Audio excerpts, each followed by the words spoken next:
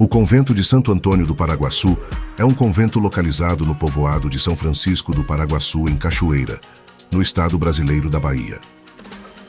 Pertence à ordem religiosa franciscana. Foi tombado em 1941, com todo o seu acervo pelo Instituto do Patrimônio Histórico e Artístico Nacional. A fundação do convento ocorreu em 1649, mas a primeira pedra só foi lançada 9 anos depois, no dia 4 de fevereiro de 1658, na presença do guardião, Frei Ângelo Nascimento.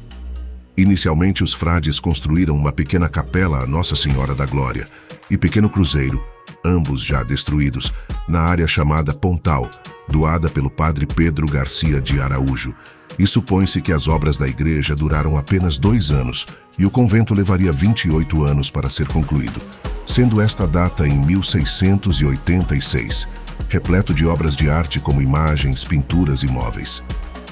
Neste convento funcionou um noviciado, o segundo a ser construído no Brasil, onde os jovens eram admitidos para se tornarem novos sacerdotes, e muitos deles foram figuras importantes como Frei Antônio de Santa Maria Jaboatão, autor do Novo Orbe Seráfico Brasílico, registro da história dos franciscanos no Brasil.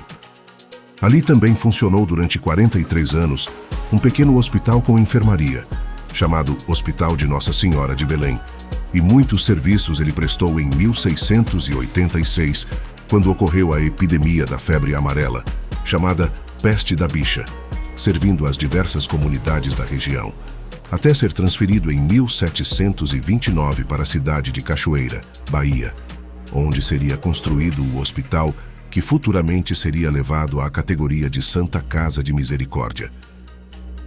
Com a proibição imperial de admitir noviços, em 1855, vários conventos foram abandonados e, posteriormente, convento e igreja foram doados à Arquidiocese da Bahia.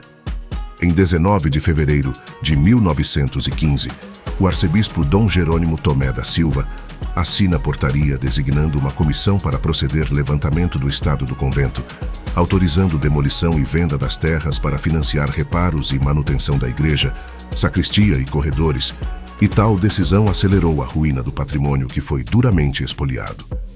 Este mesmo arcebispo foi o responsável pela demolição da Igreja da Sé em Salvador.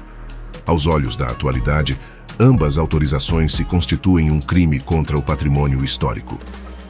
Durante o período de construção do convento, os franciscanos já tinham conseguido uma independência em relação a Portugal, e os projetos arquitetônicos das suas igrejas e conventos no Brasil não precisavam mais ser enviados para Portugal para obter a aprovação. Isso possibilitou uma nova escola arquitetônica, e a edificação do convento foi uma das primeiras a seguir esta nova arquitetura, projetada pelo Frei Francisco dos Santos. Erguido em área plana, em um nível um pouco mais alto que o rio Paraguaçu, possuía um cruzeiro, comum dos conventos franciscanos, de base poligonal e feito de arenito, com alguns elementos indo-portugueses. Com a fuga dos frades por causa da perseguição política no século XIX, igreja e convento foram abandonados. Em uma tentativa de recuperar a igreja, foi autorizada a demolição do convento para a venda de sua terra, assim como a venda de seus bens. Ato similar ocorreu com a igreja, cujos elementos foram retirados ou vendidos, desaparecendo imagens, retábulos, lavabos, restando somente ruínas. Da sua nave única com teto pintado, das tribunas, das abóbadas de berço, só restaram a armação. Há remanescentes de azulejos no claustro, no galile, área coberta antecedendo a entrada ao templo religioso, na nave central, na sacristia e no refeitório. Pelos vestígios, o piso deveria ser de mármore. A fachada principal da igreja do convento tem um traçado piramidal, com 3 pavimentos em larguras decrescentes e alguns elementos que remetem à arquitetura oriental. Bem ao topo está um nicho com a imagem de Santo Antônio. Seu convento possuía planta de 2 pavimentos, chaminé na cozinha e um aqueduto que provia água para o convento.